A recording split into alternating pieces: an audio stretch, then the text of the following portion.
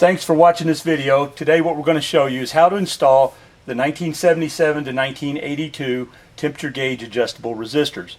It's pretty simple. We've got an old cluster here that we use as a testing jig for our low fuel warning modules.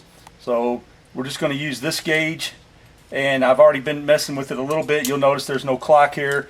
What you want to do is you want to remove these two sockets out. You want to remove this socket out. You want to take the nut off the clock, and then you want to take the three nuts off your temperature gauge. Now if you notice, there's no nut on the 9 o'clock position, so that is actually, if you look and follow it, that's actually the ohms wire running around it, and that's your ohms input for your gauge.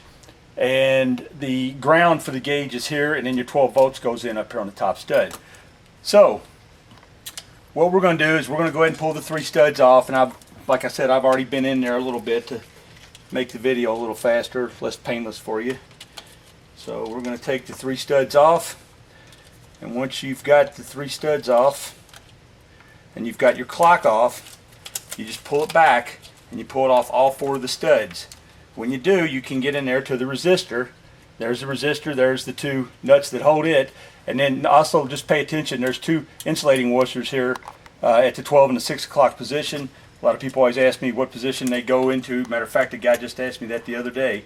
He reassembled his gauge cluster housing wrong and shorted his gauge out. If you don't insulate that, because that is 12 volts, if you don't insulate it, you'll take out the gauge pretty quick. So anyway, let's get this old resistor out of here. And I'm going to put the new one in, this side up. The wire side up is your, oh, by the way, before I get ahead of this, if you wonder if the thing's working or not, all you have to do is take a multimeter, here's a multimeter, and test across the two sides. It should be pretty close to 90 ohms. This one's set at 90.9 ohms, 90.8. And if you don't get a reading across there, then there's something wrong with the resistor. But we set them all at 90 ohms before we send them out. So it'd be real close. Most of the original resistors were anywhere from 80 to 90 ohms, and it just depended on what year the car was. So, and now what we're going to do, we're going to let the wire hang down inside of here. We're just kind of fish it away from this stud. It's not going to rub, it's not going to move once it's installed anyway. And then we're going to go back with the two flat nuts.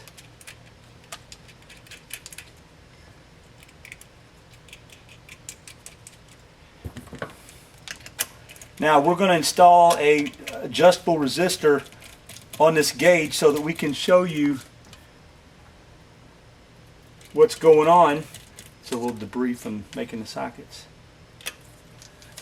Now another little trick is I always tighten the nuts up, and then I back them off a little bit, and then I snug them back down again.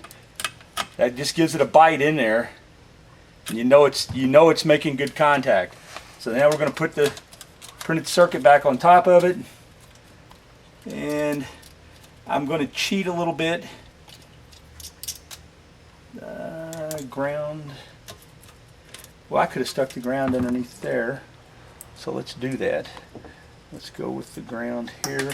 Excuse me, I'm making some changes on the fly here because I'm going to insert a potentiometer in line so we can simulate a working gauge.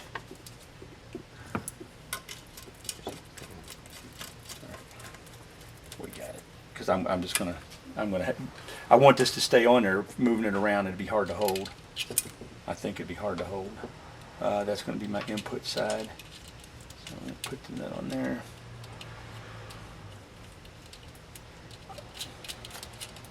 And now all I'm missing is power and ground to my gauge. Now when you tighten that one down, you can see the wires running right next to it. If the wire's being pinched, then you're no good. You want to move it around, move it away from it just a little bit, and make sure you can bottom that nut all the way out. So all we need now is power and the ground to our gauge, and we should have a working gauge. And we're going to go with power up. Whoops, I left the nut off the top one. I'm entitled to a blooper or two. 3. Okay, there we go. So there's your power. That's my power stud, and this would be my grounding stud right here. Now let's turn it over and see what the gauge is going to do when I hit it with the ground. We good? All right, so now we've got our gauge here, and now what we're going to do is we're inputting around 80 ohms input, which gives us a higher reading. The resistor right now is at about 80, and then we could go even higher and go, like you see the gauge moving to way off the charts. That's about 60 ohms. That's about 80, and we can bring it all the way back to, well, it went off the scale there, but and so, you know, this gives us a sense of what the gauge is doing. We're going back to about 80 ohms. Now, this is where the adjustable resistor comes in play, and if you look right inside of here,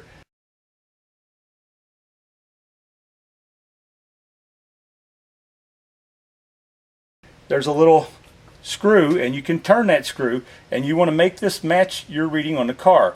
So ideally, if your car's at let's say 220, then you'd use your IR gun, and you could use your IR gun and then set the temperature in here to match 220 by turning the resistor. And you'll see if you turn it to the left, it goes down. If you turn it to the right, it goes up. So there's 220, and you know, you've got a pretty wide range. Now I'm pretty far over, but this thing will make any adjustment you need to make to bring your gauge into a correct scale. What this does, this makes a linear change in a non-linear gauge, and it's pretty slick. We should have made these 20 years ago.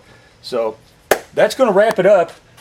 If you have any questions, you can email us at support@willcoxcorvette.com. Don't forget to visit our website. It's willcoxcorvette.com, and you might want to check out the repair side of the website. There's a link at the top that says repairs. It's actually going to be changed to tech support and help, or tech support, and what that is, that's the old tech and install help page. We've split it off into a separate part of the website. So have a good day. Thank you for watching the video.